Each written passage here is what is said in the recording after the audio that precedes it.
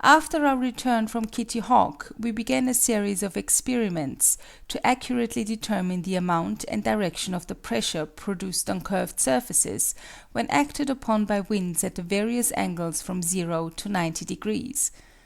These experiments are not yet concluded, but in general they support Lilienthal in the claim that the curves give pressures more favorable in amount and direction than planes, but we find marked differences in the exact values, especially at angles below 10 degrees.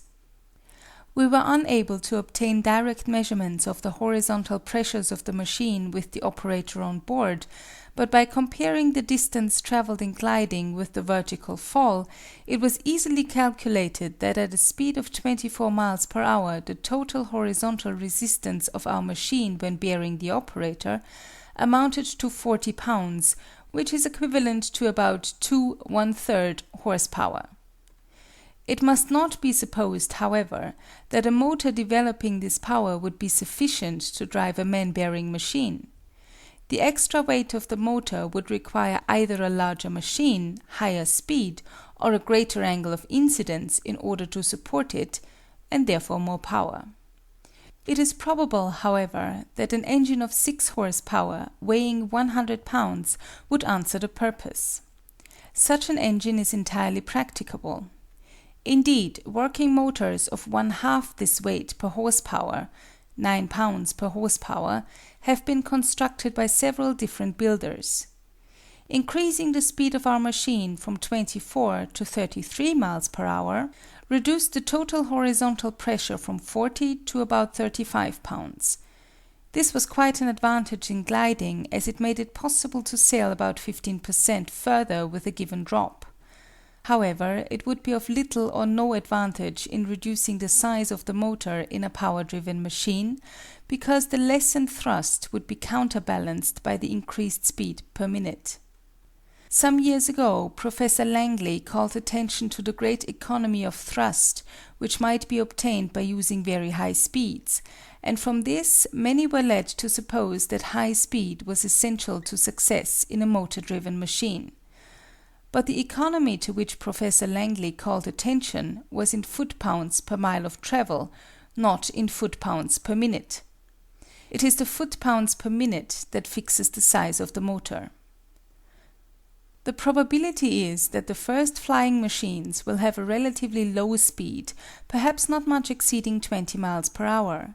But the problem of increasing the speed will be much simpler in some respects than that of increasing the speed of a steamboat, for, whereas in the latter case the size of the engine must increase as the cube of the speed, in the flying machine, until extremely high speeds are reached, the capacity of the motor increases in less than simple ratio, and there is even a decrease in the fuel consumption per mile of travel.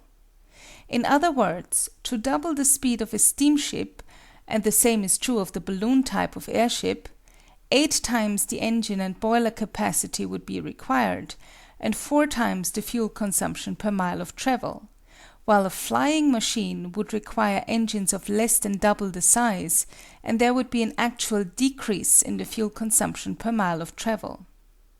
But looking at the matter conversely, the great disadvantage of the flying machine is apparent, for in the latter no flight at all is possible unless the proportion of horsepower to flying capacity is very high.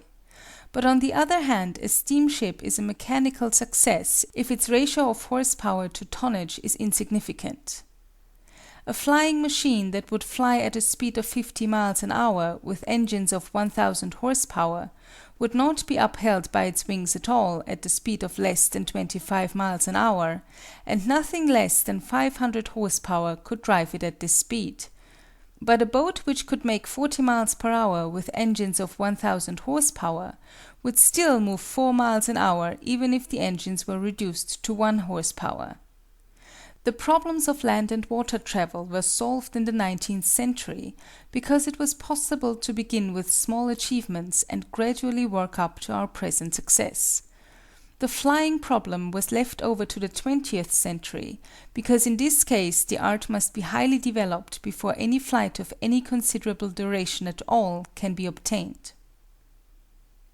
However, there is another way of flying which requires no artificial motor, and many workers believe that success will first come by this road. I refer to the soaring flight, by which the machine is permanently sustained in the air by the same means that are employed by soaring birds. They spread their wings to the wind and sail by the hour, with no perceptible exertion beyond that required to balance and steer themselves. What sustains them is not definitely known, though it is almost certain that it is a rising current of air. But whether it be a rising current or something else, it is as well able to support a flying machine as a bird, if man once learns the art of utilizing it. In gliding experiments, it has long been known that the rate of vertical descent is very much retarded, and the duration of the flight greatly prolonged, if a strong wind blows up the face of the hill parallel to its surface. Our machine, when gliding in still air, has a rate of vertical descent of nearly 6 feet per second, while in a wind blowing 26 miles per hour up a steep hill, we made glides in which the rate of descent was less than 2 feet per second. And, during the larger part of this time, while the machine remained exactly in the rising current, there was no descent at all, but even a slight rise. If the operator had had sufficient skill to keep himself from passing beyond the rising current, he would have been sustained indefinitely at a higher point than that from which he started. In looking over our experiments of the past 2 years with models and full-size machines, the following points stand out with clearness. 1. That the lifting power of a large machine held stationary in a wind at a small distance from the earth is much less than the Lilienthal table and our own laboratory experiments would lead us to expect. When the machine is moved through the air, as in gliding, the discrepancy seems much less marked. 2. That the ratio of drift to lift in well-balanced surfaces is less at angles of incidence of 5 degrees to 12 degrees than at an angle of 3 degrees. 3. That in arched surfaces the center of pressure at 90 degrees is near the center of the surface, but moves slowly forward as the angle becomes less, till a critical angle varying with the shape and depth of the curve is reached, after which it moves rapidly toward the rear till the angle of no lift is found. 4. That with similar conditions large surfaces may be controlled with not much greater difficulty than small ones, if the control is effected by manipulation of the surfaces themselves rather than by a movement of the body of the operator. 5. That the head resistances of the framing can be brought to a point much below that usually estimated as necessary. 6. That tails, both vertical and horizontal, may with safety be eliminated in gliding and other flying experiments. 7. That a horizontal position of the operator's body may be assumed without excessive danger, and thus the head resistance reduced to about 1/5 that of the upright position. 8. That a pair of superposed or tandem surfaces has less lift in proportion to drift than either surface separately, even after making allowance for weight and head resistance of the connections. End of Chapter 3. End of The Early History of the Airplane by Orville and Wilbur Wright.